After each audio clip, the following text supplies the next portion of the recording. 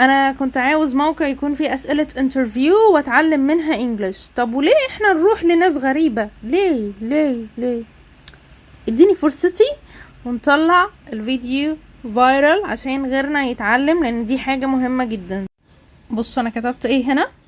شات جي بي تي، جوجل جيميناي، اي انتوا بتستخدموه. اسئلة المقابلة الشخصية بالانجليزي التكنيكال، عشان الانترفيو دايما بيكون يا تكنيكال يا بيرسونال. البيرسونال اللي هو السوفت سكيلز. وكتبت اسئلة المقابلة الشخصية في مجال ايه؟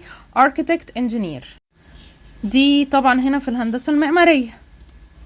وهيا بنا نذهب. تمام، طلع لي الاسئله اهي. انت شايف الاسئله؟ اوكي، هو الاسئله وقصادها الهدف منها ايه. هو بيقول لك قصده ايه بالسؤال. تمام، دي كل الاسئله.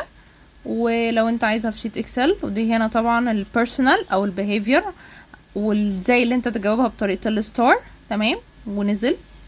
تمام، وجاب لك هنا فيديو لطيف. اوكي، وانا بقى من رايي، بص انا كتبت هنا ايه. ممكن تعطي اجابة كل سؤال باللغة الانجليزية كنموذج. هو طبعا بيحمل مع حاله وبدأ وعيش. وكمان هو معلم لك اساسا على الكي ووردز. وعيش. دعوة بظهر الغيبة. الله يبارك لكم. وشير كده. ولو حد عايز يحضر للمقابلة بقى الشخصية يقدر يبعت لي. اوكي، ومفيش اي مشكلة خالص. اما بقى لو انت عايز تعرف نفسك how to introduce yourself بطريقة بروفيشنال، هقول لك تعمل ايه. قناتي على اليوتيوب يا باشا. تمام، و لا، دي how to write an introduction for essay. هتدخل هنا على البلاي ليست. تمام، تنزل تنزل تنزل في سلسلة البس شغلانة، عشان احنا كلنا بنلبس في اي شغل بنشتغله. اوكي، وهتلاقي ايه بقى؟ how to introduce yourself in English in a professional way.